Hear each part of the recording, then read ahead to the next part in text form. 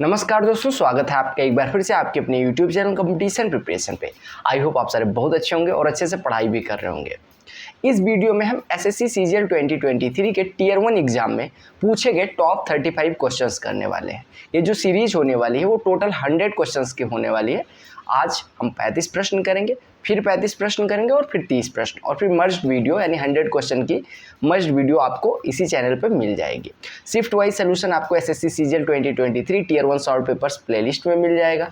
दूसरी सबसे इंपॉर्टेंट चीज़, टॉपिक वाइज पीडीएफ जो है टेलीग्राम चैनल पे हमारे अवेलेबल है। अगर आपने नहीं ज्वाइन किया तो ज्वाइन करके डाउनलोड कर ले, प्रिंटेबल फॉर्मेट में है। और ये जो 35 प्रश्न होने वाले हैं इसमें सर्कुलर रेस वाले जो प्रश्न इस बार नए आए, थीफ और पुलिसमैन वाले जो प्रश्न नए आए, टाइम एंड वर्क इस बार बहुत अच्छा आया हुआ था, नंबर सिस्टम के कुछ क्वेश्चंस बहुत अच्छे आए हुए थे, बोट एंड स्ट्रीम के कुछ क्वेश्चंस, अलजेब्रा के कुछ क्वेश्चंस, यानी कि सारे टॉपिक के मिक्स्ड क्वेश्चंस हैं। यानी ये 35 क्वेश्चंस आपके मेंस के लिए भी इंपॉर्टेंट है, आने वाले प्री के लिए भी इंपॉर्टेंट है। तो इन प्रश्नों का नोट्स बनाते चले, ठीक है, ताकि रिवाइज करने में ऐसा ना हो कि फिर आपको मतलब शिफ्ट वाइज सोल्यूशन करना पड़े। शिफ्ट वाइज तो करेंगे ही करेंगे स्पीड बढ़ाने के लिए, बट आप ये प्रश्नों को जो अभी करने वाले हैं, यानी जो 100 प्रश्न टोटल हम करेंगे, इन प्रश्नों को एक नोट्स में लिख लें जिससे आपके एग्जाम से पहले इनको रिपीट या रिवाइज करना आसान रहे।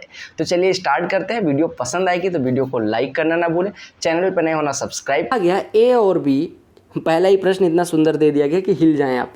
ए और बी इक्वली इफिशियंट है, यानी बराबर काम कर सकते हैं। Each could individually complete a piece of work in 30 days. अकेले वो 30 दिन में काम कर सकते हैं अगर वो कोई छुट्टी ना ले, 30 दिन में अकेले। ए और बी ने काम करना शुरू किया इस काम पे, लेकिन ए जो है हर 4 दिन बाद छुट्टी ले लेता है। 4 दिन होता है, फिर 1 दिन की वो छुट्टी पे गायब हो जाता है। सिमिलरली बी जो है वो हर 5 दिन बाद छुट्टी ले लेता है। कहा कि अगर दोनों ने 1 अगस्त को काम करना शुरू किया हो तो किस डेट को काम खत्म होगा। पहले पैटर्न समझते हैं। ए और बी ने काम करना स्टार्ट करा, 4 दिन उनने काम किया, उसके बाद ए भाई साहब गायब हो गए। ए गायब हुए तो बी ने 1 दिन अकेले किया होगा। अब बी का 5 दिन पूरा हो गया तो बी गायब होगा, यानी ए जब आएंगे तो ए अकेले 1 दिन काम करेंगे। उसके बाद फिर ए और बी स्टार्ट करेंगे क्योंकि बी वापस आ गया। ए और बी मतलब बी के आने के बाद ए को आप कितने दिन करना है तब छुट्टी मिलेगी? 1 दिन ए कर चुका है, 3 दिन और कर लेगा तो उसे छुट्टी मिल जाएगी। उसके बाद ये ए के 4 दिन हो गए, ए छुट्टी पे चला गया, बी ने अकेले काम किया। फिर बी के 4 दिन हुए हैं, यानी कि जब ए ज्वाइन करेगा तो बी रहेगा 1 दिन के लिए, उसके बाद बी छुट्टी पे चला जाएगा क्योंकि बी के 5 दिन हो जाएंगे। देखो 3 1 4 1 5, फिर ए 1 दिन अकेले काम करेगा। फिर ए और बी मतलब जब ए ज्वाइन करेगा बी इसे ज्वाइन करेगा तो ए रहेगा, लेकिन ए का 1 दिन का काम हो चुका है, यानी 3 दिन ही काम करेगा। उसके बाद ए चला जाएगा, फिर बी अकेले काम करेगा। फिर ऐसे बी का 4 दिन हुआ है, यानी ए और बी फिर आएंगे, 1 दिन काम मतलब जब ए ज्वाइन करेगा तो बी 1 दिन इसके साथ काम करेगा। फिर बी कहेगा भैया मेरे 5 दिन हो गए, बी चला जाएगा, फिर ए 1 दिन काम करेगा। ऐसे पैटर्न में काम होगा।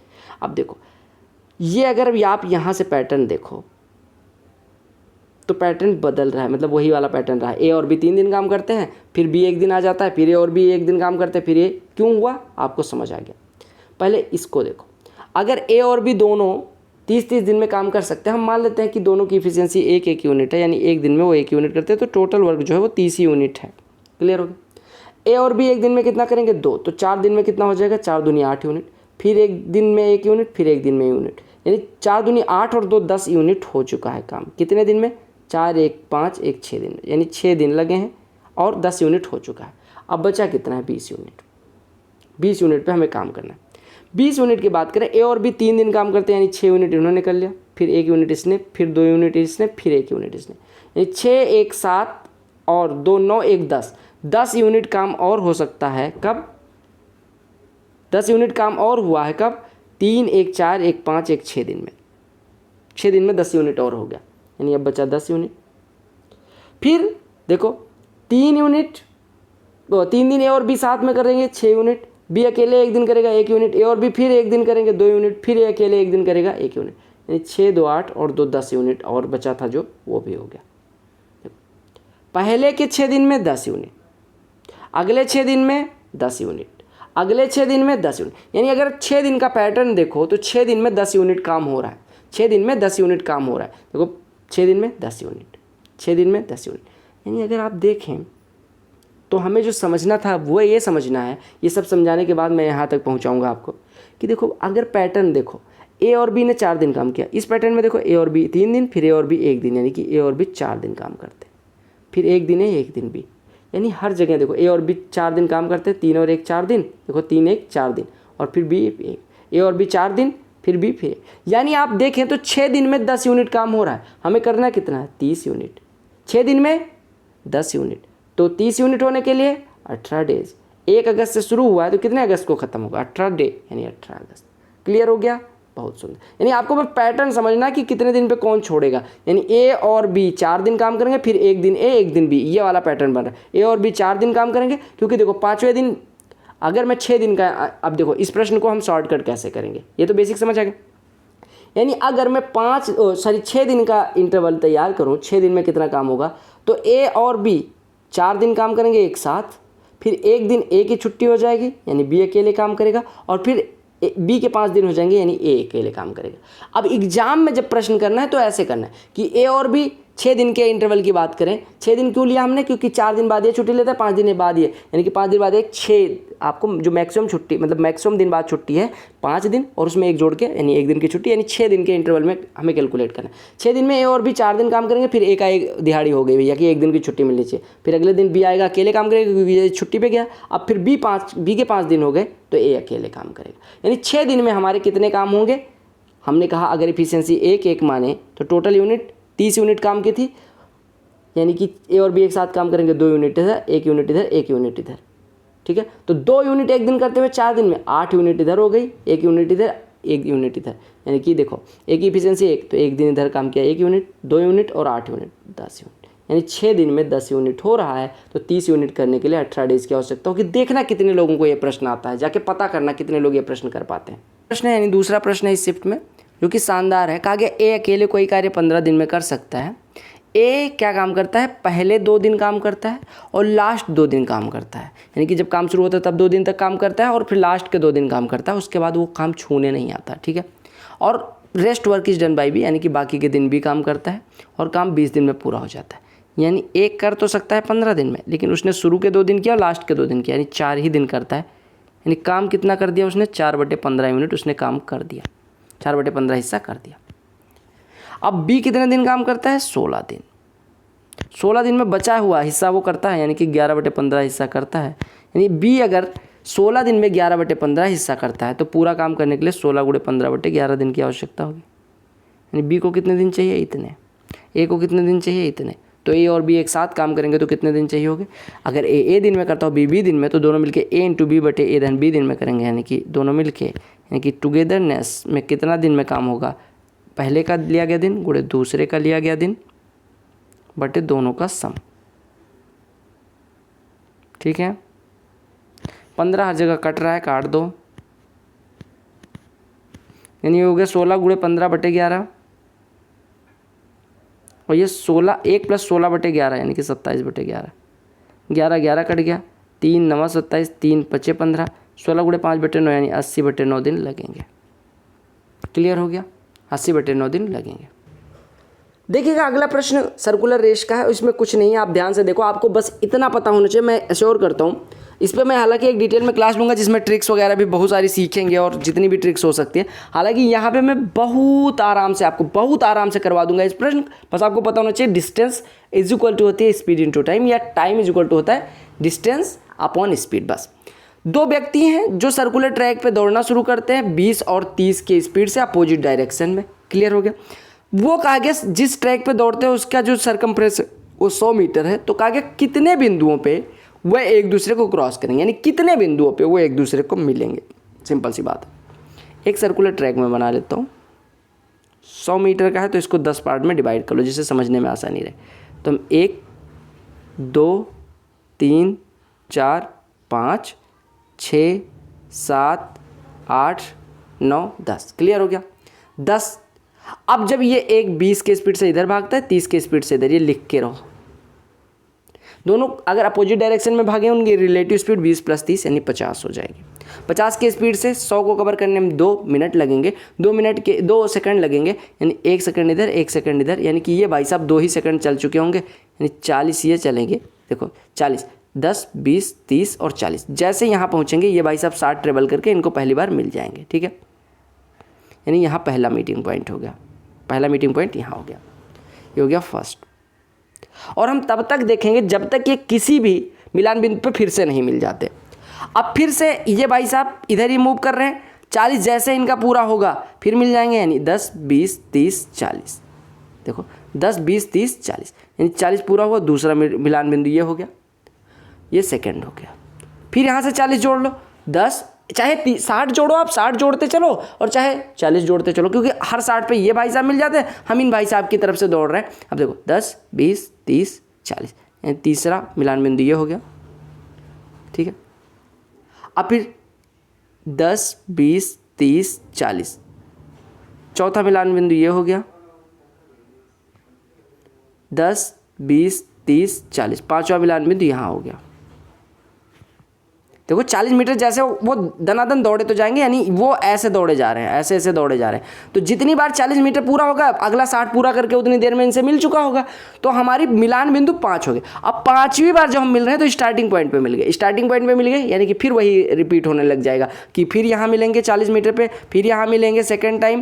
देखो यहाँ स्टार्टिंग पॉइंट से पहली बार कहाँ मिले थे, यहाँ मिलेंगे, फिर दूसरी बार कहाँ मिलेंगे, यहाँ मिलेंगे, फिर तीसरी बार कहाँ मिलेंगे, यहाँ मिलेंगे, फिर चौथी बार कहाँ मिलेंगे, यहाँ मिलेंगे, ऐसे करके मिलते रहेंगे, ठीक है। तो हमने ये निकाला था कि कितनी देर, मतलब स्टार्टिंग पॉइंट पे पहुँचते पहुँचते इनको कितनी बार ये मिल चुके हैं। तो हमने निकाल लिया, पहली बार यहाँ पे मिले 1 बिंदु हो गया, दूसरी बार यहाँ पे मिले 2 बिंदु हो गया, तीसरी बार यहाँ पे मिले 3 बिंदु हो गया, चौथी बार यहाँ पे मिले 4 बिंदु हो गया, पाँचवीं बार यहाँ पे मिले 5 बिंदु हो गया।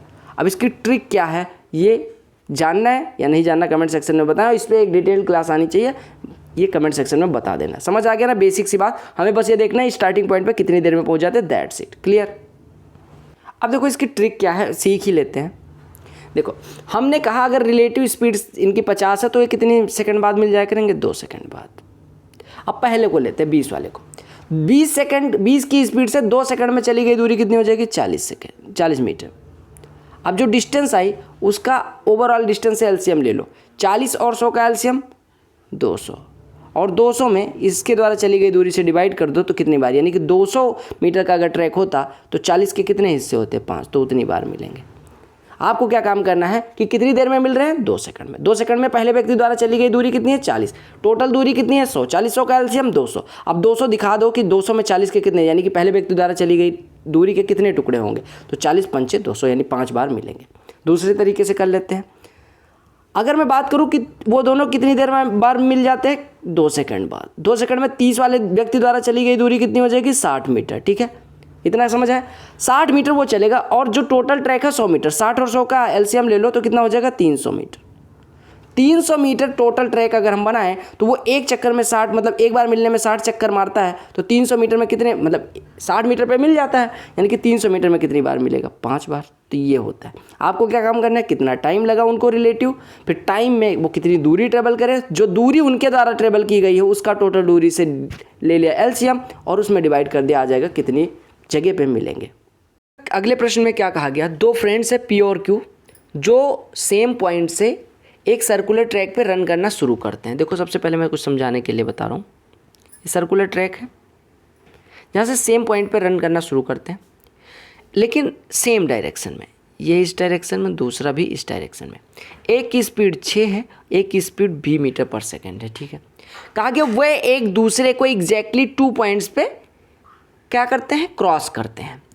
बी नेचुरल नंबर है जो कि लेस देन 6 है, तो how many values can be take. देखो अगर 2 व्यक्ति एक सर्कुलर ट्रैक पे एक ही डायरेक्शन में रन करते हैं मेरे भाई, अगर 2 व्यक्ति एक ही ट्रैक पे एक ही डायरेक्शन में रन करते हैं तो वो कितने बिंदुओं पे मिलेंगे, वो हमेशा उनके सिंपलेस्ट रेशियो क्या हो जाएगा, B/6 उसके डिफरेंस के बराबर होगा। सिंपलेस्ट रेशियो यानी कि B/6, यानी इनका सिंपलेस्ट रेशियो B/6 हो जाएगा, और उसके डिफरेंस के बराबर होगा, यानी कि B/6 अगर इनका सिंपलेस्ट रेशियो है तो उनके सिंपलेस्ट रेशियो के अंतर के बराबर होगा। और आपको कहा गया कि वो एग्जैक्टली 2 पॉइंट पे मिलते हैं, यानी B और 6 अगर उनकी चालों का अनुपात हो तो B-6 बराबर 2 दिया जाएगा। B की कोई ऐसी वैल्यू होगी जिस प्रकार से कि B-6 2 होगा, यानी कि आपको क्या काम करना है, if 2 persons are on circular track running in the same direction और अगर आपसे कहा जाए they meet exactly at n points, then you can say n is equal to a/b where a and b is the simplest ratio form of their speed. यानी कि अगर दो व्यक्ति एक ही बिंदु से एक ही डायरेक्शन में सर्कुलर ट्रैक पर रन करना शुरू करते हैं तो वे अगर n बिंदुओं पे एग्जैक्टली मिलते हैं तो n जो होगा उनकी सिंपलेस्ट रेशियो उनकी चालों का जो होगा उसके अंतर के बराबर होगा। अब आपको एक चीज़ और दिया कि b is natural number less than 6, यानी b की जो भी वैल्यू होगी वो 6 से कम होगी। यानी हमारा जो b/6 है वो जो रेशियो है वो b-6 बराबर 2 ना होके 6 - b बराबर 2, क्योंकि b 6 से छोटा है। यानी इनकी चालों का जो अंतर है 6 - b इज इक्वल टू 2 दिया। अब आपसे कहा गया कि b is less then 6, b is less then 6 यानी कि 5 ले सकता है। देखो अगर हम बात करें तो b को 6 से कम रखना है। अब अगर b को 6 से ज़्यादा रख सकते तो एक तो चाल 8 हो जाती, 8 - 6, 8 - 6 क्या 2 होता? नहीं। आपको क्या काम करना होता? देखो b और 6 का सिंपलेस्ट फॉर्म क्या है? सिंपलेस्ट फॉर्म हम कह सकते हैं कि b और 6 का सिंपलेस्ट फॉर्म हम मान लेते हैं कि b/6 ही है। आपको दिया गया कि ये एग्जैक्टली दो बिंदुओं पे मिलते हैं तो 6 - b बराबर 2। b-6 क्यों नहीं किया? क्योंकि b is a natural number greater than और लेस देन 6, यानी कि b 6 से कम है तो 6 से b का अंतर 2 दिया गया। 6 से b का अंतर अगर 2 दिया गया तो b की क्या क्या वैल्यू हो सकती है? पहले एक चीज़ बताओ, इसको छोड़ो, b की क्या क्या वैल्यू हो सकती है अगर b 6 से कम है? तो 5 हो सकता है, 4 हो सकता है, 3 हो सकता है, 2 हो सकता है, 1 हो सकता है। अब आप एक बात बताओ, आपने कहा अगर b बराबर हम यहाँ से अगर हम सॉल्व करें तो b बराबर 4 आ जाएगा। b बराबर अगर हम 4 ले लेंगे तो 4 और 6 का सिंपलेस्ट रेशियो कितना हो जाएगा? 2/3। 2/3 अगर एक की चाल 2 हो जाए, एक की चाल 3 हो जाए, यानी इनकी चालों का अनुपात 2:3 हो जाए तो इनका डिफरेंस कितना हो गया? 1। जो डिफरेंस होगा उतने ही बिंदु पे मिलते हैं। यहाँ पे दिया कितने गए? 2 बिंदु। यहाँ पे हमारा कितना रहा? 1, यानी कि हम 4 नहीं ले सकते, यानी 4 तो हमारा गायब हो गया। अब देखो अगर हम 5 लेते हैं तो इनका रेशियो कितना बचेगा? 5/6। 5/6 सिंपलेस्ट रेशियो, इनका डिफरेंस 1 होगा जो कि 2 होना चाहिए, यानी कि 5 भी नहीं ले सकते। अब 3 लेते हैं, 3/6 अगर लोगे तो 1/2 इनकी चालों का अनुपात होगा। अगर डिफरेंस लोगे तो कितना हो जाएगा मेरे भाई? 3। देखो 3 और 6 का रेशियो 1/2 हो जाएगा। 1/2 आपको मैंने बताया इनकी सिंपलेस्ट जो मतलब क्या होगा स्पीड का सिंपलेस्ट जो रेशियो होगा उसका जो डिफरेंस होता है उतने पॉइंट पे मिलते हैं। ये कितने पॉइंट पे मिलेंगे? 2 - 1 1, ये भी नहीं हो सकता, यानी 3 भी नहीं हो सकता। अगर 2 और 6 का लें, 2 और 6 का रेशियो कितना हो जाएगा? 2/6 यानी 1/3। रेशियो का डिफरेंस 3 - 1 उतने ही बिंदुओं पे मिलेंगे, यानी B can take only one value as 2। क्यों? क्योंकि आपको पता है कि अगर हमने बाकी सबका सिंपलेस्ट रेशियो निकाला और उसका डिफरेंस लिया तो 2 नहीं आ रहा है, जहाँ जबकि दिया गया है कि 2 ही पॉइंट पे मिलते हैं। तो कितनी वैल्यू ले सकता है? 1। क्लियर हो गया होगा आई थिंक। बड़ी सी लैंग्वेज में लिखा गया, क्या कहा गया? An electric store owner allows 2 successive discounts of 20% and 25% on each item. एक दुकानदार है जो 20% और 25% का सक्सेसिव डिस्काउंट देता है। स्टोर जो है has a reward points scheme which enables a customer to get free shopping worth 0.10 on every 1 reward point credited to the customer's account on previous purchases from the store. कहा गया कि जो एक store है उसमें एक सुविधा है कि आपको वो रिवार्ड पॉइंट देता है आपने जो शॉपिंग करी है उसकी, और वो रिवार्ड पॉइंट एक रिवार्ड पॉइंट मिलता है, ठीक है, जिसकी वैल्यू होती है 0.10 रुपये, यानी एक रिवार्ड पॉइंट जो आपको मिला उस 10 पैसे के बराबर है। कहा गया एक कस्टमर जो है वो लैपटॉप खरीदने की बात करता है जिसकी मार्केट प्राइस 72,000 रुपये है। कहा गया what will be its net selling price if he has 2850 reward points to his credit. कहा गया 72,000 का लैपटॉप था, उसके पास कितने का? 2850 रुपये का रिवार्ड पॉइंट था। 2850 रिवार्ड पॉइंट। आपको पता है एक रिवार्ड पॉइंट अगर 10 पैसे का है तो 2850 रिवार्ड पॉइंट 285 रुपये का बनेगा। आपको पहले 72,000 पे 20% और 25% डिस्काउंट सक्सेसिव डिस्काउंट देना है। 20% और 25% का कितना हो जाएगा? 20 + 25 - 20 × 25/100 यानी 45 - 5 यानी 40% का डिस्काउंट देना है। 40% का डिस्काउंट यानी 60% पे बेचेंगे। 60% कितना हो जाएगा? 2 0 6 दूनी 12 6 7 42 1 43 यानी 43,200 रुपये का लैपटॉप हमारा बना सक्सेसिव डिस्काउंट के बाद। उसके बाद जो रिवॉर्ड पॉइंट है वो 285 रुपये वो कम कर देगा, यानी कि रिवॉर्ड पॉइंट से 285 रुपये कम होंगे, यानी हमारा जो वस्तु बनेगी लैपटॉप बनेगा वो 42,915 रुपये बनेगा। एक लाइन में प्रश्न कर दिया, ठीक है। तभी कहते हैं लप्पू सा प्रश्न है। क्या है इस प्रश्न में? लप्पू सा प्रश्न है, झींगुर सा लड़का भी इसको सॉल्व कर सकता है। देखो सिंपल सा, आपको y की वैल्यू निकालनी है, ठीक है, सिंपल से सॉल्व भी कर डालो, ठीक है। अगर मैं सॉल्व करने जाऊँगा तो पहले इसको सॉल्व करूँगा, तो 1 + y / 1 - y, तो हर जब बराबर करोगे तो 1 - y + y / 1 - y बचेगा, यानी इसको मैं अगर सॉल्व करूँ तो ये बचेगा 1 - y + y / 1 - y, यानी ये कट जाएगा, ये बचेगा 1/1 - y, यानी इतने पूरे की वैल्यू हो जाएगी 1/1 - y। और इसको अगर हम 1 के बटे करेंगे यानी पूरे, तो इसकी वैल्यू हो जाएगी 1 - y, यानी आपका लिखा हुआ 3y / 1 + 1 - y बराबर 2, यानी आप कह सकते हैं 3y = 2 टाइम्स ऑफ 2 - y, यानी हम कह सकते हैं 3y = 4 - 2y, यानी हम कह सकते हैं 5y = 4, तो यहाँ से हम कह सकते हैं y = 4/5। सिंपल सी बात है।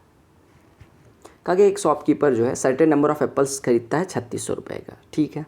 ही sold 1/5 of them at 10% loss, 10% के नुकसान पे 1/5 बेच देता है, 1/4 को, रिमेनिंग के 1/4 को 5% लॉस पे बेचता है, ठीक है। And 2/3 of the rest at profit of 15%, जो बचा हुआ उसका 2/3 15% के प्रॉफिट पे बेच देता है। कहा गया at what % should he sell the remaining apple to earn a profit of 27% overall, उसे 27% ओवरऑल का प्रॉफिट चाहिए, ठीक है, उसे ओवरऑल का 27% का फ़ायदा चाहिए। अब देखो पहले उसने कुछ पे 1/5 पे, ठीक है, 1/5 पे उसने कितने का नुकसान कमाया है, 10% का नुकसान, ये लिख लेते हैं। अब बचा कितना, 4/5 हिस्सा, 4/5 का 1/4, 4/5 का 1/4 कितना हो जाएगा, 4/5 × 1/4, यानी 1/5 हिस्सा, फिर वो 5% नुकसान पे बेच देता है। 2/3 ऑफ द रेस्ट, बचा कितना, देखो 1/5 इधर हो गया, 1/5 इधर हो गया, बचा कितना 3/5, 3/5 का 2/3, 3/5 का 2/3 करोगे तो 2/5 आएगा, 3/5 बचा हुआ है उसका 2/3, यानी कि 2/5, 2/5 हिस्से को वो कितने पे बेचता है, 15% के प्रॉफिट पे, ठीक है।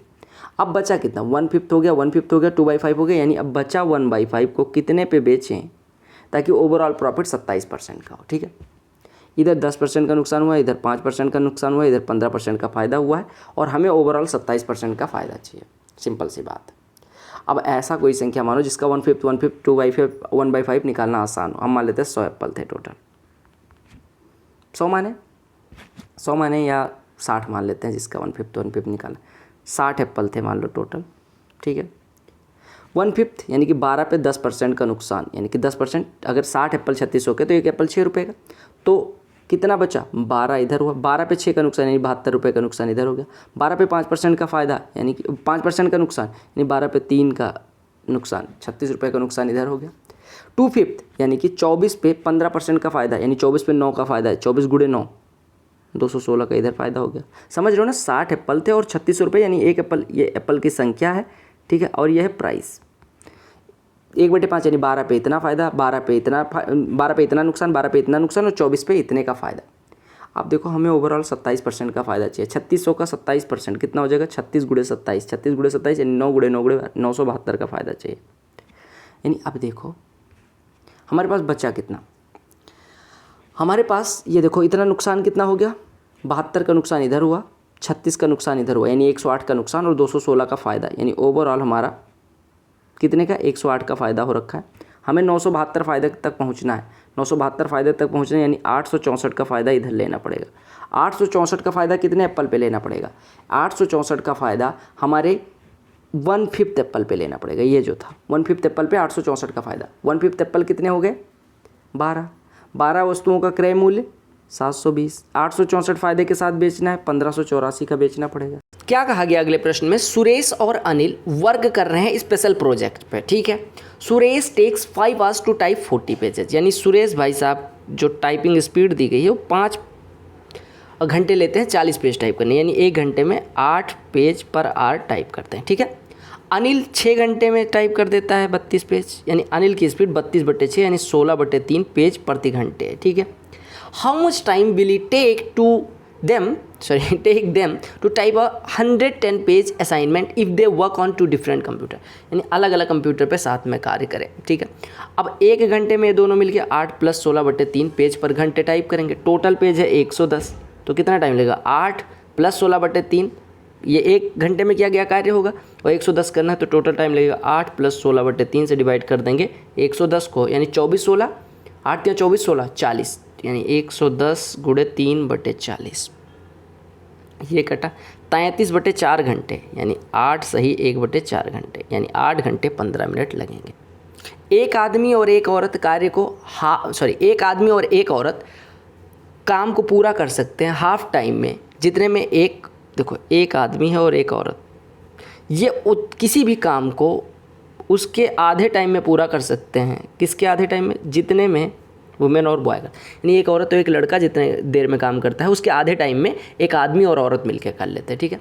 अगर बॉय अकेले 20 दिन में काम कंप्लीट कर सकता हो, ठीक है, and 2 women together can finish in 30 days, यानी 2 औरत 30 दिन में, यानी एक औरत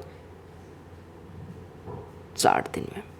आपसे कहा गया अगर एक लड़का 20 दिन में कर सकता हो और 2 औरत एक साथ करते हुए 30 दिन में कर सकते हो, यानी एक औरत 60 दिन में करती हो, तो आपसे कहा गया कि 4 आदमी मिलकर काम को कितनी देर में कर देंगे।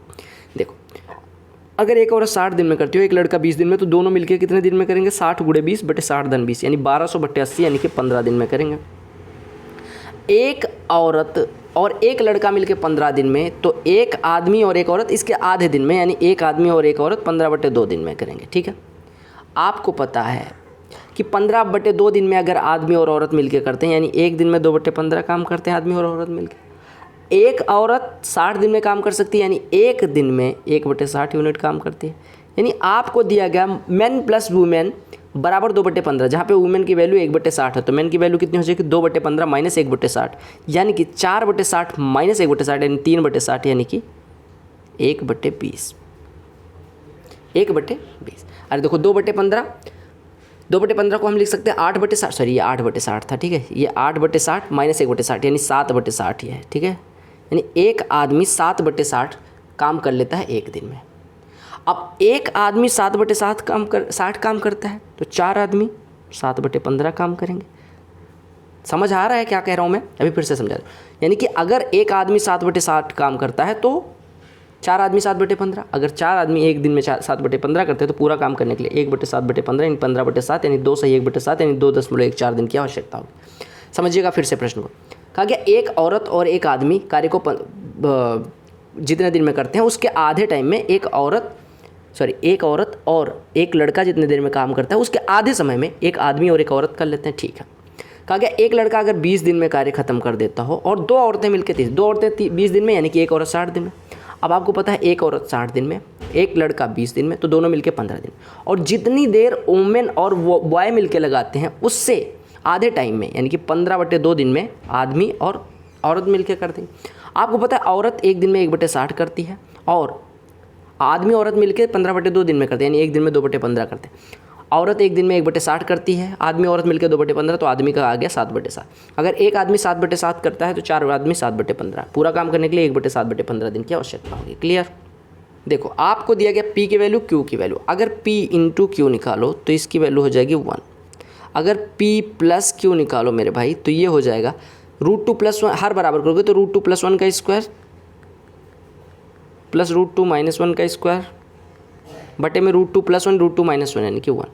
ये हो जाएगा a + b का स्क्वायर प्लस a - b का square, 2 times of a square plus b square यानी 2 टाइम्स ऑफ 2 + 1 यानी कि 2 टाइम्स ऑफ 3 यानी कि 6 हो गया।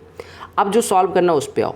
p अगर हर बराबर करोगे तो मिलेगा p³ + q³ बटे p³ मिलेगा। p³ + q को क्या लिख सकते हैं? p + q का whole cube minus 3pq × p + q। बोलो क्लियर है? और बटे में pq। p + q का होल क्यूब यानी कि 6 का cube 216 minus 3 times of pq यानी कि 3 × 6 18 बटे pq की वैल्यू 1। 216 में से 18 घटेगा 198। एरिया ऑफ सेक्टर आपको पता होना चाहिए कि सेक्टर अगर कोण थीटा बनाता हो तो उसका एरिया होता है θ/360 × πr²। ये बराबर दिया गया 1848। थीटा की वैल्यू 270 दी गई यानी 270 बटे 90 से कटेगा 3, 90 से कटेगा 4, 3 से कटेगा ये 616 हो जाएगा। बोलो क्लियर है? 4 का इधर गुणा कर दो, 616 × 4। पाई की वैल्यू कितनी हो गई? 22/7 गुणे r² बराबर 616 × 4। बोलो क्लियर है? 22 से कटेगा 22 दूना 44, 22 अट्ठे 176, ठीक है। 7 का 4 में गुणा हो जाएगा 28 हो जाएगा, यानी r² बराबर 28², r बराबर 28। सिंपल सी बात है। क्लियर? देखो टेबल में क्या दिया गया, लिटरली देखना क्या कहा गया। कहा गया study the given table and answer the question that follows.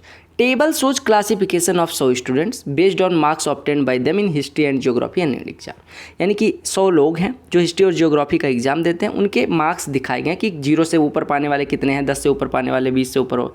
आपको एक चीज़ और बताऊं कि जो 0 से ज़्यादा पाएगा वो 10 से ज़्यादा पाएगा ज़रूरी नहीं, लेकिन जो 10 से ज़्यादा पा रहा है वो 0 से ज़्यादा पा रहा है। ये ऐसे अगर मैं बात करूँ 40 से ऊपर वाला 30 में भी आएगा, 20 में भी आएगा। अगर 10 से ऊपर वाले की बात करें तो ये इसमें आएगा। यानी अगर मैं बात करूँ, अगर मैं ऐसे कहूँ कि 40 एंड अबव पाने वाले कितने हैं 9, 30 एंड अबव 32, तो 30 से 40 के बीच में कितने 23, इस तरह से होता है।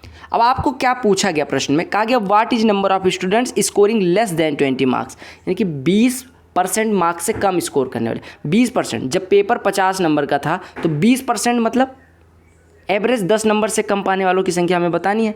10 नंबर से कम पाने वालों की संख्या आपको दिया गया कि 10 नंबर से ज़्यादा एवरेज पाने वालों की संख्या 87 है। 10 नंबर से ज़्यादा 100 लोग थे जिसमें 87 लोग 10 नंबर से ज़्यादा पाते हैं, यानी कम कितने पाते हैं 13 लोग आउट ऑफ 100 कितने परसेंट है 13%।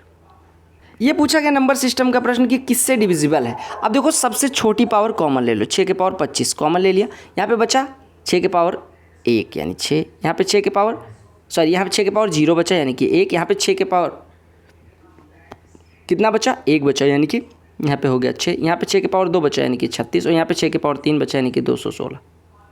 तो आप किससे डिविजिबल करोगे 216 36 252 और 7 259 से डिविजिबल हो जाएगा। कहा गया कि 2 रनर्स हैं सोनी और मोनी, वो सर्कुलर ट्रैक पे 200 मीटर का जो सर्कुलर ट्रैक है उस पर 18 और 24 के स्पीड से सेम डायरेक्शन में रन करना शुरू करते हैं। कहा गया after how much time from the start will they meet again at the starting point. देखो 200 मीटर का ट्रैक है, एक की स्पीड 18 है, 18 को मीटर पर सेकंड में बदलोगे तो इसकी स्पीड 5 मीटर पर सेकंड आ जाएगी। दूसरे की 24 दी गई तो 24 गुणे 5/18 करोगे, 24 गुणे 5/18 यानी कि ये कितना हो जाएगा 6 3 18 6 चौको 24 यानी 20/3 मीटर पर सेकंड इसकी स्पीड हो जाएगी। ठीक है, अब देखो 5 के स्पीड से इसको 200 मीटर को कवर करने में कितना सेकंड लगेगा 40, और आपसे कहा गया कि 20/3 के स्पीड से 200 को कवर करने में कितना टाइम लगेगा 30 सेकंड। समझिएगा बात को, मैंने क्या कहा S1 स्पीड से ये कवर करता है 40 सेकंड में, S2 स्पीड से दूसरी वाली ट्रेवल करती है 30 सेकंड में, 30 सेकंड में ये पूरा चक्कर मार देती है, 40 सेकंड में ये पूरा चक्कर मार देती है। अब सिंपल सी बात समझो, आपका टाइम आया T1 और T2, और T1 और T2 का जो एलसीएम होगा वो टाइम होगा जब ये स्टार्टिंग पॉइंट पे मिलेंगे। तो 40 और 30 का एलसीएम 120, यानी 120 सेकंड बाद वो स्टार्टिंग पॉइंट पे मिल रहे होंगे, यानी आपको 40-30 का एलसीएम लिया वही स्टार्टिंग पॉइंट पे मिलने वाला टाइम लगेगा। अगले प्रश्न में क्या कहा गया ए जो है वो 95% है बी का, यानी कि बी 100 है तो ए 95 है। तो आपसे कहा गया कि ये बी है ये ए है, तो आपसे कहा गया बी ए का कितना परसेंट है, तो ये 100/95 गुणे 100 लगा दोगे तो 5 से 19 हो गया, 5 से 20 हो गया, तो 2000/19% आ गया। 19 से डिवाइड करो 19 से कम 19, 19 × 5 = 95, सही 5/19। इसकी वैल्यू पूछी गई 3x³ + 5x² y + 12xy² + 7y³। x बराबर -4 है, y बराबर -1। इसमें x² कॉमन ले लो तो ये बचेगा, x² कॉमन लेने के बाद 3x + 5y। इसमें y² कॉमन ले लोगे तो बचेगा 12x + 7y। अब x बराबर -4 पुट करोगे तो x बराबर -4 तो ये 16 हो जाएगा, 3x + 5y यानी कि -12 - 5 -17 प्लस y² यानी कि पॉजिटिव में 1, 12x -48 तो -7 यानी कि -55 हो गया, और 16 गुणे 17 कितना होगा, 16 गुणे 16 कितना होता है 256 और 16 282, तो -282 और -55 -300 अच्छा 272 होगा। ठीक है, 256 16 272 तो 327। 2 कंसेंट्रिक सर्कल 57 के स्पीड से भगाता है, पता नहीं कौन सी वैन थी, 3 बजे चुराता है 57 के स्पीड से भगाता है। 4 बजे पुलिस को पता चलता है, 4 बजे यानी कि 1 घंटे तब तक चोर भाग चुका, चोर यहाँ कहीं पे है और पुलिस यहाँ पे है, 4 बजे की बात हो रही है। ठीक है, और पुलिस जो है एनोदर वैन से 76 की स्पीड से, वैन उड़ नहीं गई, 76 के स्पीड से ट्रेवल करना शुरू करता है। अब अगर सेम दिशा में रन कर रहे हैं तो उनकी रिलेटिव स्पीड 76 - 57 यानी 19 हो जाएगी। 19 के स्पीड से 57 किलोमीटर को कवर करना यानी कि 3 घंटे लगेंगे। तो 3 घंटे कब से, 4 बजे जब से पुलिस दौड़ाना शुरू करती है तब से 3 घंटे यानी 4 से 3 7 घंटे लगेंगे, 7 बजे। देखो सुंदर सी बात है, सुंदर सा प्रश्न है। In a race around a circular cyclic track, in a race around a circular cycling track, two cyclists are riding at a speed of 30 and 25. After what time will they meet at the point from they started their journey? देखो simple सी बात है, 75 kilometre की journey है, वह दोनों किस speed से 30 kilometre और 25 किलोमीटर के स्पीड से रन करना शुरू करते हैं, एक 30 से एक 25 से, ठीक है। अब देखो सिंपल सी बात है, 30 वाला 75 कितनी देर में, 30 वाला 75 को तय करने में कितना टाइम लगाएगा, 2.5 घंटे लगाएगा। 25 वाला 75 को ट्रेवल करने में कितना लगाएगा, 3 घंटे लगाएगा। आपको पता है कि जब भी ये स्टार्टिंग पॉइंट पे मिलेंगे तो वो जो भी टाइम होगा वो 2.5 के भी टेबल का होगा और 3 के भी टेबल का होगा, क्योंकि दोनों को स्टार्टिंग पॉइंट पे होना पड़ेगा, यानी कि दोनों का n नंबर ऑफ मतलब रिवॉल्यूशन, एक का n हो जाए एक को x, यानी कि पूरा रिवॉल्यूशन होना चाहिए।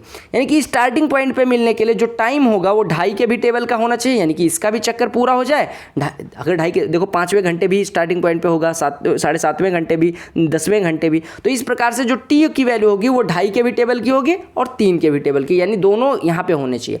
तो 2.5 और 3 का एलसीएम अगर लेने जाए तो ये लिखा हुआ 5/2 और ये लिखा 3/1, 5/2 3/1 का एलसीएम 5 और 3। अगर भिन्न का एलसीएम निकालना हो तो अंश का एलसीएम यानी कि 15 और 2 और 1 का एचसीएफ यानी कि हर का एचसीएफ 1, यानी कि 15 घंटे लगेंगे उनको स्टार्टिंग पॉइंट पे मिलने में। टोटल सर पे लग रही हो, मुझे नहीं पता कितना टाइम हो गया रिकॉर्ड करते हुए। एक इलेक्शन है जिसमें 2% एनरोल्ड वोटर्स का पार्टिसिपेट ही नहीं करते और 500 वोट जो है वो इनवैलिड थे, यानी कि अगर 100% थे तो उसमें से 2% ने तो वोट ही नहीं डाला, यानी बचे 98%, और इसमें से 500 वोट इनवैलिड थे, यानी वैलिड वोट बचे 98% माइनस 500 टोटल का। कहा गया 2 कैंडिडेट ए और बी लड़े, ए डिफीटेड बी बाई 200 वोट, यानी ए को बी से 200 वोट ज़्यादा मिले, यानी ए के पास बी से 200 वोट ज़्यादा हैं, ठीक है। कहा गया if 43% of persons enrolled in voter list casted their vote in favour of a, 43%, कहा गया 43% किसका, इनरोल्ड में, यानी 100% का 43%, यानी ए को मिला 43%। टोटल वोट कितना था, 98% माइनस 500, तो बी को कितना मिला, बी को मिला 55% माइनस 500, यानी आपने कहा जो 43% वोट है वो 55% माइनस 500 प्लस 200 के बराबर है, यानी हम कह सकते हैं 43% टोटल वोट्स का 55% माइनस 300 के बराबर है, यानी हम कह सकते हैं 12% बराबर 300 हो जाएगा, यानी 1% बराबर हो जाएगा 25, 1% बराबर अगर 25 हो गया तो आप कहेंगे 100% बराबर 2500। तो अगर 100% 2500 है, 2% ने वोट नहीं डाला, यानी 50 लोगों ने वोट नहीं डाला, 2500 वोटर्स थे, 50 ने वोट नहीं डाला, कितने लोगों ने डाला, 2450 यही पूछा गया था, और जैसे वोट डाला तो आपकी लाइफ झिंगा लाला। क्लियर, सॉल्व करना था। 64x³ 38x² plus this one.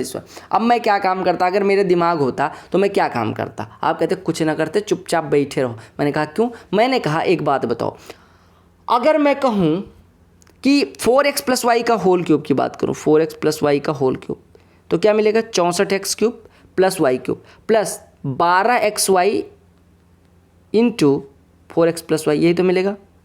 12 × 4 48x² होना चाहिए, यानी 48x² होता तो ये हमारा इसमें संलिप्त हो जाता है, यानी कि हमने 10x², अगर इसको 48x² बनाना है तो 10x² इधर से घटा दो, इधर 48 लिख लिया, इधर 10, और 12xy² आएगा, यहाँ पे 20xy² है, यानी कि अगर 12xy² बनाना है तो 8xy² इधर लाना पड़ेगा। तो ये आपका लिखा हो 4x + y का whole cube minus 10x² plus 8xy²। अब 4x + y कितना हो जाएगा, 12x - 4 यानी 8 का क्यूब 512, ये तो हो जाएगा। देखो 4 × 12 - 4 यानी कि 8 का क्यूब 512, और माइनस में 10x² प्लस 8xy, यहाँ से 2xy कॉमन ले लो तो बचेगा कितना, 5x - 4y, ये तो बचेगा। अब 5x 5 × 15 और प्लस 16, 15 16 31 इसकी वैल्यू हो गई, माइनस 2xy यानी -2 × 3 × -4 यानी कि प्लस में 2 3 6 चौको 24, यानी कि 24 × 31 लिखा हुआ, यानी 512 प्लस 24 × 31, 24 कम 24, 24 × 72 2 74, यानी कि 744 में 512 जोड़ना है, आपका आंसर हो जाएगा 1256। एक शॉपकीपर है, 940 ग्राम का वेट यूज करता है 1 किलो के बजाय, वो 4% प्रॉफिट पे बेचता है, तो एक्चुअल प्रॉफिट बताओ। देखो 4% तो वो वैसे प्रॉफिट लेता है, कितना कम तौलता है, 60 ग्राम, कितना तौलता है वो, 940 ग्राम, तो परसेंटेज में प्रॉफिट यहाँ भी मिला, क्योंकि देखो अगर मैं मान लूँ कि वो 1,000 रुपये का 1,000 ग्राम लाता है, यानी 1,000 रुपये का 1,000 ग्राम लाता है तो वो 940 ग्राम ही बेचता है, यानी कि उसका क्रय मूल्य 940 हो गया। और वो बेचता कितने में है 1 किलो, 1,000 ग्राम वैसे और 4% और ले लेता है, यानी 1,004 का बेचता है। यानी अब आपको मैं समझाना क्या चाह रहा हूँ कि जो कम तोलता है वो तो फ़ायदा है ही, और प्लस ये 4% का और फ़ायदा, यानी आपका जो टोटल फ़ायदा हो जाएगा वो कितना हो जाएगा 4% का, अभी बाद में निकालेंगे। यानी आपका जो टोटल फ़ायदा होने वाला है वो है 60/940 और 4% अलग से, तो गुणे में 100 लगा लेंगे तो ये कटा 600/94 यानी 300/47, 300/47 इधर हो गया और 4% इधर हो गया, यानी लगभग कितना 300/47 कितना हो जाएगा 50 छक्के 300 या 47 छक्के कितना हो जाएगा 7 6 3 18, यानी कि लगभग 6.4%, 6.4% इधर हो गया और 4% इधर, यानी ओवरऑल प्रॉफिट कितना हो गया 6.4 + 4 और प्लस 6.4 गुणे 4/100, यानी कि 2% के अराउंड कितना हो जाएगा 6.4 4 256, यानी कि 2% के अराउंड इधर होगा। 6.4 गुणे 4/100 तो ये कितना 0.25 हो जाएगा, ठीक है। यानी आपका 6 4 10 और 10.65% आपका टोटल प्रॉफिट हो जाएगा। क्या कहा मैंने कहा 60 ग्राम इधर फ्री का बेचता था 940 ग्राम पे, यानी इतना प्रॉफिट इधर हो गया और 4% और इधर प्रॉफिट आया 6.4% के करीब, इधर 4 यानी सक्सेसफुल ले लिया हमारा 10.65 आया। अब अगर इसको बेसिक से करना होता तो कैसे करते, हमें पता है कि भैया देखो वो 940 ग्राम 940 रुपये का खरीदता है, ठीक है, 940 ग्राम 940 रुपये का खरीदता है, क्योंकि उसने बताया कि 1,000 ग्राम वो 1,000 का खरीदता है। अब वो चूँकि बेचने वाले वस्तु में 940 ग्राम ही यूज करता है, यानी 940 यूज करता है और बेचता कितने में है 4% प्रॉफिट पे, यानी कि 940 क्रय मूल्य है उसका, लेकिन वो बेचता जो है वो 1,000 पे 4% का प्रॉफिट, लेकिन ये 1,040 का बेचता है, यानी प्रॉफिट कितने का हो गया 100 रुपये का, कितने पे 940 पे। तो परसेंटेज में कितना हो जाएगा 100/940 गुणे 100, यानी आपका जो भी आंसर आएगा वो 10 से तो बड़ा होगा, आप सॉल्व कर लेना 10.64% हो जाएगा। इनलेट पाइप है जो एक टैंक को 140 घंटे में खाली कर सकता है, भर सकता है, सॉरी इनलेट है 140 घंटे में भर सकता है, और आउटलेट जो पाइप है वो कंप्लीटली 63 घंटे में खाली कर सकता है। कहा गया अगर 8 इनलेट पाइप लगा दिए जाएं और वाई आउटलेट पाइप लगा दिए जाएं तो जो टैंक एम्प्टी है वो 105 घंटे में भर जाता है। तो वाई की वैल्यू निकालें। 140 और 63 का अगर एलसीएम लेने जाओगे तो आप कहोगे कि कितना हो जाएगा 420 नहीं, देखो 7 से काटोगे 20 आएगा, 7 से काटोगे 9 आएगा, 20 और 9 का 180, 180 गुणे 7 1260 यूनिट मान लो टोटल पानी आता है। 1260 यूनिट अगर टंकी में पानी आता है तो ये 140 घंटे में यानी 9 घंटे में और ये 20 लीटर प्रति घंटे खाली करता है। अब हमने कहा 8 इनलेट पाइप लगे यानी 72 1 घंटे में हो रहा है, और वाई आउटलेट पाइप लगे यानी कि 20 वाई निकल रहा है पानी, और ये जो है कितने घंटे में भर देता है, ये अगर एक साथ काम करें तो ये 105 घंटे में भर देते हैं, यानी 1 घंटे में होने वाला कार्य हो जाएगा 1260/105, 15 से काट दो, 15 सत्ते 105, 15 से काटोगे 15 8 184, 7 से कटा 12, यानी अगर 105 घंटे में 1260 लीटर भरना है तो 1 घंटे में 12 लीटर भरा जाना चाहिए, यानी 72 - 20 वाई बराबर 12, यानी कि 20 वाई बराबर 60, वाई बराबर 3, तो वाई की वैल्यू निकालनी थी। क्लियर, सिंप्लीफाई करना है। साइन 30 1/2, कॉस 30 √3/2, यानी 1 + √3/2 प्लस tan 30 1/√3, हर बराबर कर लो तो √3 × √3 3 + √3 + 1/2 √3, यही आपका उत्तर हो जाएगा, यानी कि सॉरी हमने ये 2 होगा, ठीक है, तो 3 2 5 + √3/2 √3 आंसर हो गया।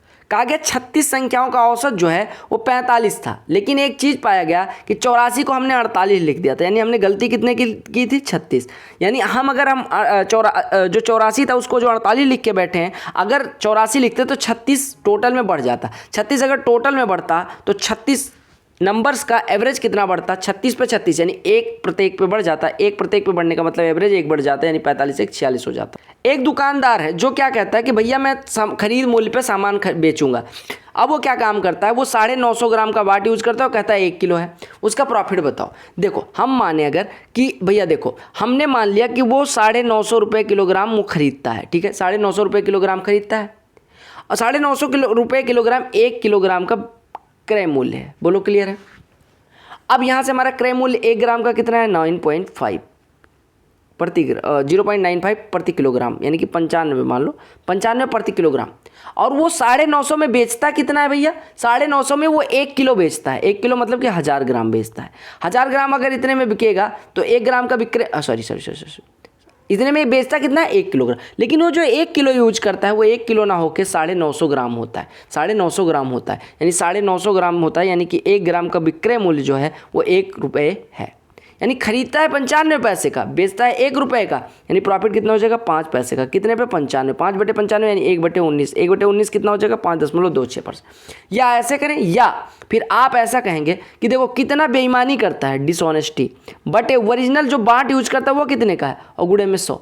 950 को यूज करता है, किलो का करना चाहिए, यानी 50 किलोग्राम की बेईमानी, बट ओरिजिनल वो कितना देता है? 950, और गुणे में 100 लगा देंगे, यही आपका उत्तर हो जाएगा। पुलिस का प्रश्न है, कहा गया एक थीफ है, आइटम चुराता है और भाग जाता है 20 के स्पीड से। एक पुलिसमैन स्पॉट पे 6 महीने बाद रियलिटी निकल ही जाती है, 6 मिनट बाद पहुंचता है और 24 मिनट बाद चोर क्या करता है?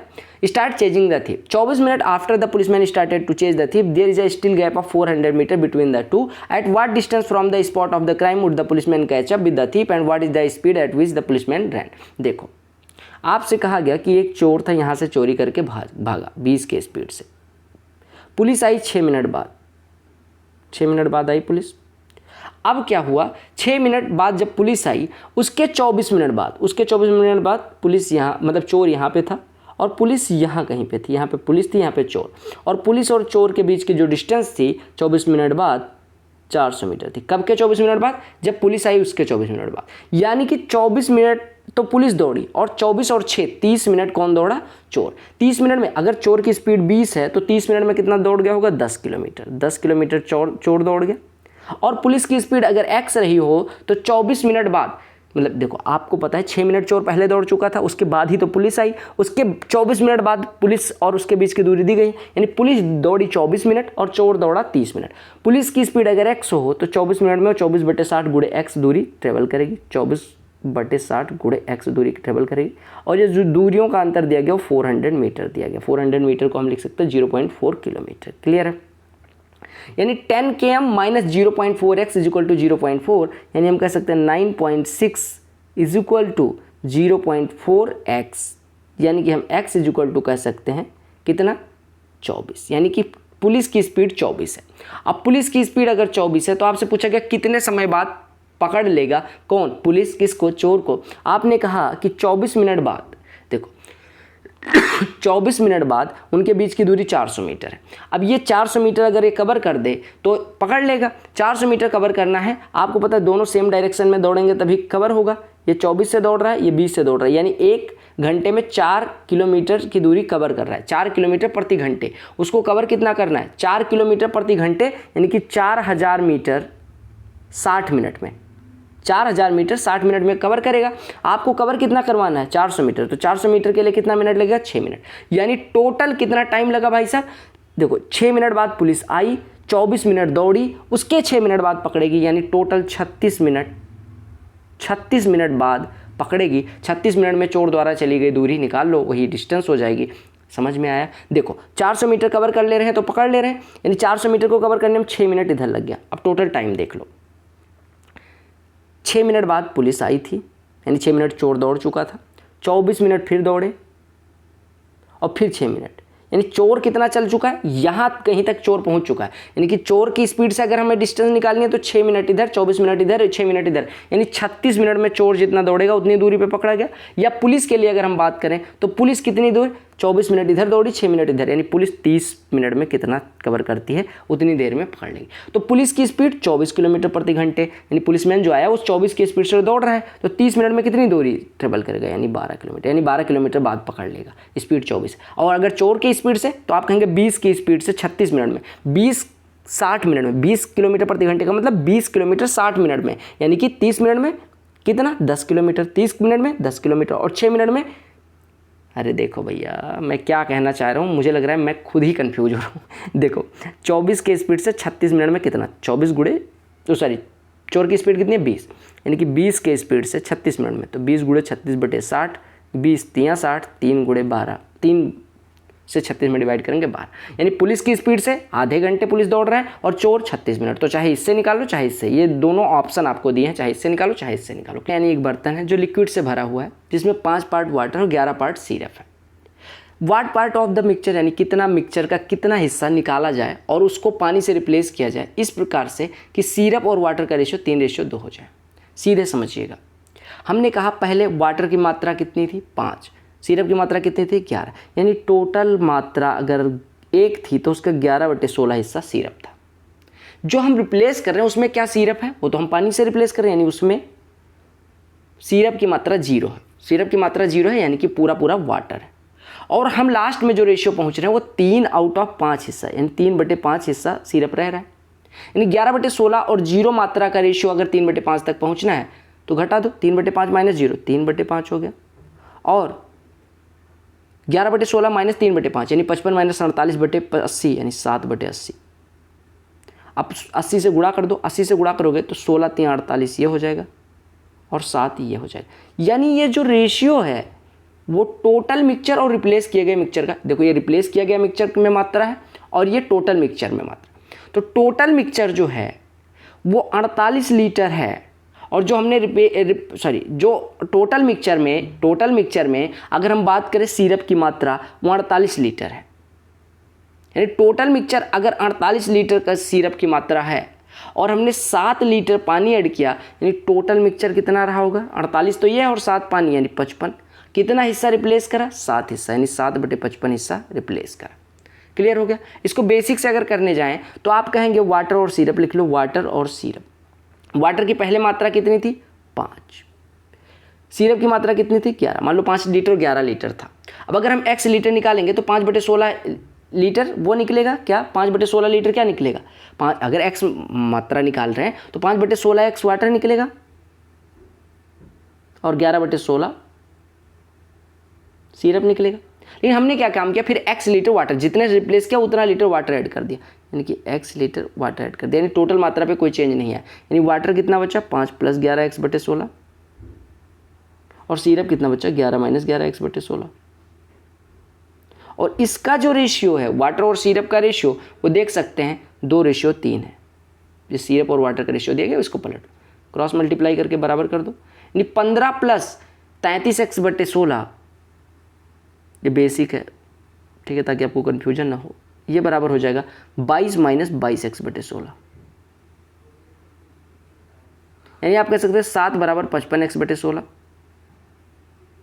यानी x = हो जाएगा 16 × 7/55, यानी 16 लीटर अगर टोटल मिक्सचर था उसमें से 16 × 7/55 मात्रा निकाली, यानी हम कह सकते हैं 16 लीटर, देखो 16 लीटर में से 7 अगर हम टोटल मात्रा की बात करें 16 लीटर थी और हमने निकाला कितना 16 × 7/55, यानी कितना मात्रा निकाला, कितना हिस्सा निकाला 16 × 7/55/16, ये टोटल मिक्सचर, ये निकाले गए मिक्सचर की मात्रा। तो अगर रेशियो पूछा गया है 16 कट गया यानी 7/55। इसमें 400 मीटर पे एक थीप को देखता है, यानी पुलिस यहाँ पे है थीप यहाँ पे है, ठीक है। थीप 10 के स्पीड से दौड़ता है, पुलिस 12 के स्पीड से। कहा गया कितनी देर में पकड़ लेगा, 12 के स्पीड से 10 के स्पीड से, यानी 2 किलोमीटर प्रति घंटे वो कवर कर रहा है। अगर सेम डायरेक्शन में दौड़ेंगे तभी पकड़ जाएगा, यानी 2000 मीटर 60 मिनट में, यानी 200 मीटर 6 मिनट में, यानी 12 मिनट लगेगा 400 मीटर दूरी कवर करने में। 12 मिनट दौड़ेगा, यानी कि चोर 12 मिनट अगर यहाँ से दौड़ जाए 10 के स्पीड से, 12 मिनट मतलब 1/5 घंटे, यानी कि 2 किलोमीटर इधर दौड़ जाएगा, तो 400 मीटर इधर 2 किलोमीटर इधर, यानी 2.4 किलोमीटर टोटल दौड़ेगा तब पकड़ पाएगा। एक 4 अंकों की संख्या है ABBA जो 4 से डिविजिबल है, A is less than B है, तो how many such numbers are there. कोई संख्या 4 से डिविजिबल होने के लिए लास्ट 2 डिजिट को 4 से कटना पड़ेगा, ठीक है। अब BA से बनने वाली संख्या अगर 4 से कट जा रही है तो ये पूरी संख्या 4 से कटेगी। आपको पता है कि अगर 4 से कटना है तो यूनिट डिजिट या तो 0 हो सकता है, या तो 2 हो सकता है, या तो 4 हो सकता है, या तो 6 हो सकता है, या तो 8 हो सकता है। आपने कहा ये 5 पॉसिबल वैल्यूज हैं A के लिए, लेकिन अगर A = 0 हो गया तो क्या ये 4 अंकों की संख्या बनेगी 0 BBA? नहीं बनेगा, यानी A = 0 नॉट पॉसिबल। अब पहला केस खत्म। अब अगर A = 2 लेते हैं तो B की क्या क्या वैल्यूज पॉसिबल हैं जो 2 से बड़ी हों। हम ले सकते हैं 1 ले सकते थे, 12 भी करता, लेकिन B जो है वो A से बड़ा होना चाहिए, यानी B की सबसे छोटी वैल्यू 3 ले सकते हैं, 5 ले सकते हैं, 2 का अंतर 7 ले सकते हैं और 9 ले सकते हैं। अगर a बराबर 4 है तो b की क्या वैल्यू ले सकते हैं? क्या 3 ले सकते हैं, 2 ले सकते हैं? नहीं, हमें 5 से स्टार्ट करना पड़ेगा, यानी 6 से स्टार्ट करना पड़ेगा। 6 कटेगा, 8 कटेगा, बस। अगर a बराबर 6 है तो b की वैल्यू कौन कौन सी पॉसिबल है? आप कहेंगे 5 ले सकते हैं, नहीं, 7 ले सकते हैं और 9 ले सकते हैं। और अगर a बराबर 8 है तो b की क्या वैल्यू हो सकती है? कोई वैल्यू हो सकती है? बताओ। आपने कहा a बराबर 8 है तो a से बड़ी 9 ही हो सकती है। क्या 98 4 से कटेगा? नहीं। तो हमारा 8 भी नहीं हो सकता a की वैल्यू, क्योंकि यहाँ पे आपको दिया गया b is greater than A, b greater than A. हमें 8 से बड़ी वैल्यू लेनी थी, 9 ही ले सकते थे। क्या 98 4 से कट रहा है? अगर 98 नहीं कट रहे तो पूरी संख्या नहीं कटे। अब हमारे पास कितनी संख्या पॉसिबल है? एक यूनिट डिजिट 97 और b की वैल्यू एक, देखो यहाँ पे मैं लिख दे रहा हूँ b और a की क्या क्या पॉसिबल जोड़े हैं। b 9 हो गया तो ये 2, b 7 ले सकते हैं 2, ये 5 ले सकते हैं ये 2, ये 3 ले सकते हैं ये 2, ये 8 ले सकते हैं ये 4, ये 6 ले सकते हैं ये 4, ये 9 ले सकते हैं, यहाँ पे लिख दे रहा हूँ, ये 9 ले सकते हैं, ये 6 ले सकते हैं, ये 7 ले सकते हैं, ये 6। कितनी वैल्यूज पॉसिबल है? 1 2 3 4 5 6 7 8, ऐसी कितनी संख्या पॉसिबल हुई? 4 आदमियों का काम 6 औरतों के काम के बराबर है। 4 आदमी का काम 6 औरतों के बराबर है। 4 वुमेन का काम 6 लड़कों के बराबर है। 4 वुमेन का काम 6 लड़कों के बराबर है। अगर एक लड़का काम को 60 दिन में कर सकता है, अगर एक लड़का काम को 60 दिन में कर सकता है तो 4 लड़के 15 दिन में, 4 लड़के 15, अच्छा ऐसे नहीं, देखो 4 लड़के 15 दिन, ठीक है। एक लड़का कहा गया आपसे कि कितने दिन में कर सकता है? 60 दिन में कर सकता है, ठीक है। अब देखो, अगर एक लड़का 60 दिन में कर सकता है तो 6 लड़के मिलकर कितने दिन में कर सकते हैं? 10 दिन में। 6 लड़के अगर 10 दिन में तो 4 औरतें भी 10 दिन में, 4 औरतें अगर 10 दिन में तो एक औरत 40 दिन में, यानी एक औरत 40 दिन में। एक औरत 40 दिन में तो 6 औरतें कितने दिन में करेंगी? 6 औरतें करेंगी 40/6 दिन में। अब 40/6 दिन में यानी कि 4 आदमी 40/6 दिन में करते हैं, यानी एक आदमी 10/6 दिन में करेगा। ऐसे सॉरी, हमने कहा एक औरत 40 दिन में करती है तो 6 औरतें कितने दिन में करेंगी? 40/6 दिन में। बोलो क्लियर है? 40/6 दिन में 4 आदमी भी करेंगे, यानी एक आदमी करेगा 160/6 दिन में। एक आदमी कितने दिन में करेगा? 160/6 दिन में, ठीक है। अब आपसे कहा गया in how many days can the work be finished by एक आदमी और एक औरत। 160/6 और 40 का एलसीएम ले लो तो 160 हो जाएगा, यानी एक आदमी एक दिन में 6 यूनिट करेगा और एक औरत एक दिन में 4 यूनिट करेगी। दोनों मिलके 10 करेंगे, 160 यूनिट करना है, यानी 16 दिन की आवश्यकता होगी। समझ में आया? 6 बच्चे अगर 60 दिन में करते, सॉरी एक बच्चा 60 दिन में करता है, ठीक है, तो 6 बच्चे मिलके कितने दिन में करेंगे? कितने दिन में करेंगे? 6 बच्चे मिलके 10 दिन में करेंगे। 6 बच्चे मिलके 10 दिन में, यानी कि 4 औरतें भी तो उतना ही दिन लेती हैं, यानी 4 औरतें भी 10 दिन में। 4 औरतें 10 दिन में, यानी एक औरत 40 दिन में। एक औरत 40 दिन में तो 6 औरतें 40/6 दिन में, यानी 4 आदमी 40/6 दिन में, तो एक आदमी 160/6 दिन में, यानी एक आदमी का आ गया और एक औरत का आ गया। हमने 160 यूनिट टोटल काम माना, इफिशियंसी निकाली, सॉल्व कर दिया। एक नाव है जो 20 किलोमीटर अप स्ट्रीम जाती है, 20 किलोमीटर अप स्ट्रीम जाती है और 44 किलोमीटर डाउन स्ट्रीम जाती है 8 घंटे में, ठीक है। 15 kilometre up stream, 15 kilometre up stream और 22 किलोमीटर डाउन स्ट्रीम जाने के लिए उसे 5 घंटे लगते हैं। तो स्पीड ऑफ बोट निकालें। स्पीड ऑफ बोट क्या होती है? Down stream plus up stream by 2। अगर सॉल्व करें 2 से गुणा कर दें तो इधर 30/u मिलेगा बराबर 10 और ये 20/u 8, घटा दें तो ये मिलेगा 10/u बराबर 2, यानी अप स्ट्रीम स्पीड हो जाएगी 5। अप स्ट्रीम स्पीड अगर 5 है तो ये 4 + 44/d बराबर 8, यानी कि 44/d बराबर 4, यानी d बराबर 11 हो गया, यानी डाउन स्ट्रीम स्पीड 11 हो गया। अप स्ट्रीम डाउन स्ट्रीम आ गए तो नाव की चाल कितनी हो जाएगी शांत जल में? u + d/2, 11 5 16/2, यानी कि 8।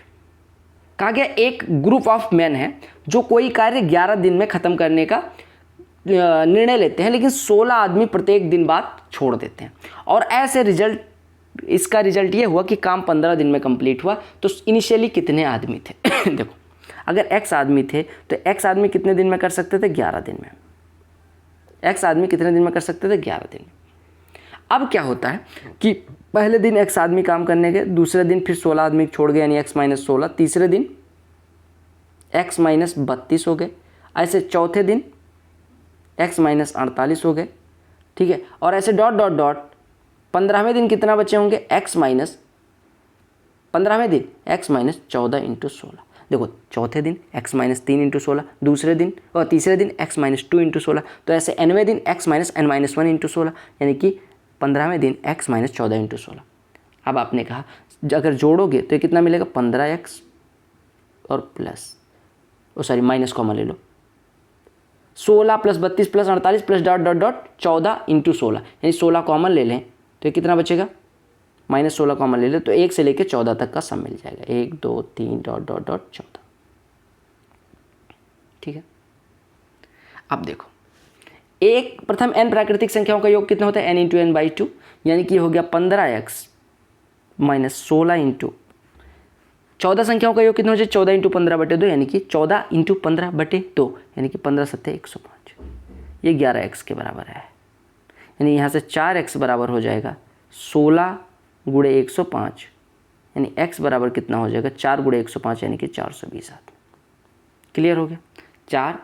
अब यहाँ से हमने ट्रिक क्या सीखी कि 16x बराबर 11x और माइनस क्या हुआ 16 इंटू, यानी 16 प्रत्येक दिन कितने आदमी छोड़ते हैं, 16 इंटू कितने दिन काम चला, 15 दिन, तो उससे एक कम, यानी कि 1 2 3 डॉट डॉट डॉट 14। अब मान लो मैं कहूँ x आदमी 20 दिन में काम करने का निर्णय लेते हैं तो ये 20x हो जाएगा। ठीक है, काम 10 दिन में काम करने का निर्णय लेते हैं तो 10x, लेकिन काम 20 दिन हुआ क्योंकि प्रत्येक दिन 18 आदमी छोड़ देते हैं, यानी 18 इंटू 2 3 डॉट डॉट डॉट कहाँ तक, 9 तक। समझ आया, हमने क्या काम करना है, कितने दिन में काम पूरा होता है उससे एक कम तक, फिर कितने आदमी प्रत्येक दिन छोड़ते हो, वो कितने दिन में काम पूरा होने का निर्णय लिया गया था और कितने दिन काम पूरा होता है। ठीक है, क्लियर हो, ये 9 नहीं 19 तक आएगा, क्योंकि यहाँ देखो 14 क्यों आया, क्योंकि 15 दिन में पूरा होता है, ऐसे 20 दिन में पूरा हुआ यानी कि यहाँ 19 आएगा। समझ आ गया ट्रिक। देखो कहा गया त्रिभुज ABC में D is parallel to BC है, सीधे ड्रॉ कर दो, ABC में D is parallel to BC, DE is parallel to BC। ठीक है, D 12 है, AD बटे DB 4/5, यानी अगर ये 4 है तो ये 5 है, यानी पूरा कितना है 9 है। तो आपको BC की लंबाई निकालनी है। आप कह रहे हैं अगर ये पैरेलल है तो ये सिमिलर हो जाएगा AD और ABC, तो यहाँ से हम कह सकते हैं D बटे BC बराबर AD बटे AB, यानी 4/9। DE की लंबाई कितनी दी गई है, 12, 12 बटे BC बराबर 4/9, तो 4 से 12 कट जाएगा 3, यानी कि BC बराबर 9 3 27। क्लियर हो गया। x² प्लस 1/x² बराबर 6 है, तो यहाँ से हम x² माइनस 1/x² निकाल सकते हैं। कैसे, आप पहले देखो यहाँ से x प्लस 1/x कितना हो जाएगा, x प्लस 1/x 2 हो जाएगा। यहाँ से अगर हम कितना हो जाएगा, 2√2 हो जाएगा। यहाँ से x माइनस 1/x कितना हो जाएगा, 2 हो जाएगा। देखो x माइनस 1/x 2 हो जाएगा, तो यहाँ से x² माइनस 1/x² कितना हो जाएगा, 4√2 हो जाएगा। अब आपको दिया गया कि x is greater then 0 but less than 1, x is greater then 0 but less than 1 समझिएगा, यानी x की वैल्यू अगर 1/2 है तो आपको पता है x माइनस 1/x हमेशा निगेटिव होगा। अगर x लाइज बिटवीन 0 एंड 1 तो आपको पता है कि x माइनस 1/x हमेशा निगेटिव वैल्यू देगा, यानी इसकी वैल्यू -2 हो जाएगी। क्योंकि देखो x इज ग्रेटर देन, अगर 1 होता तो x माइनस 1/x की वैल्यू आप कहते हैं x, मान लो x इज ग्रेटर देन 1, तो x माइनस 1/x को हम कैलकुलेट करें, अगर समझिएगा बात को, ये 1 से ज़्यादा यानी इज ग्रेटर देन माइनस 1 में अगर 1 से ज़्यादा से डिवाइड करोगे तो इसकी वैल्यू 1 से कम आएगी, यानी 1 में से 1 से कम घटाओगे तो उसकी वैल्यू पॉजिटिव होगी। और अगर x इज लेस देन 1, यानी ये लेस देन 1 था, -1 लेस देन 1, आपको पता है 1 में 1 से कम से डिवाइड करोगे तो वो 1 से बड़ी वैल्यू आएगी, और 1 से कम से अगर 1 से बड़ी वैल्यू डिवाइड करोगे घटाओगे तो माइनस आएगा, यानी x माइनस 1/x की वैल्यू -2 होगी। यहाँ इसका कहाँ यूज आया, समझ आया। अब x plus 1/x, x minus 1/x दोनों पता है, x² माइनस 1/x² -4√2 हो गया। अगर ये पता है आपको ये पता है तो x⁴ माइनस 1/x⁴ 6 इंटू -4√2 यानी कि -24√2। देखो R के पास एक मशीन है जो 400 ग्राम को, मतलब 400 ग्राम दिखाती है उस एक्चुअल वेट को, जो 350 ग्राम वास्तव में। कॉस्ट प्राइस आलमंड की 880 रुपये पर किलोग्राम है, पैकेट 200 ग्राम के मेड किए जाते हैं। कहा गया what should be selling price of his price to get purchase. देखो हमसे कहा गया कॉस्ट प्राइस 880 रुपये प्रति ग्राम के, यानी कि 880 रुपये में हमें 1 किलो मिलता है। ठीक है, यानी 88 रुपये प्रति 100 ग्राम हमारा है, या हम कह सकते हैं 8.8 रुपये 10 ग्राम का मूल्य है। ठीक है, अब हमसे कहा गया 200 ग्राम के पैकेट बनाए जाते हैं। 200 ग्राम का पैकेट अगर बनाया जाता है तो 200 ग्राम में अगर 400 ग्राम को 350 ग्राम दिखाती है तो 350 ग्राम को 400 ग्राम दिखाती है तो 200 ग्राम दिखाने के लिए 175 ग्राम यूज होगा, यानी 175 ग्राम हमें एक्चुअल में बेचना है। ठीक है, और 175 ग्राम को हम कहें कितना रहे, 200 ग्राम। यानी 175 ग्राम जो हमारी मशीन एक्चुअल 175 ग्राम था उसको 200 ग्राम। अब 175 ग्राम का क्रय मूल्य कितना हो जाएगा? अगर 10 ग्राम का 8.5 है तो 175 ग्राम का कितना हो जाएगा? 8.8 गुणे 17.5, यानी इतना तो क्रय मूल्य है 200 ग्राम वाली पैकेट का। हमें 25% फ़ायदा चाहिए, यानी इसके 5/4 पे बेचना पड़ेगा। बस आपका आंसर आ जाएगा। सॉल्व कर लो। 4 से कटा 2.2 हुआ, 2.2 गुणे 5 11, तो 11 गुणे 17.5 सॉल्व करोगे 11 × 5 = 55, ये 187, 187 में 5.5 जुड़ेगा यानी 192.5। समझ में आया मैंने क्या कहा? मैंने कहा 175 ग्राम ही तो हमें तोलना है, भले 200 लिखा हुआ लेकिन हमें एक्चुअल में 175 ग्राम का क्रय मूल्य इतना है, हमें 25% का फायदा लेना है, यानी कि 200 ग्राम वाली पैकेट को कितने में बेचना पड़ेगा? 8.8 गुणे 17.5 गुणे 5/4, यानी कि कितना हो गया हमारा? 192.5।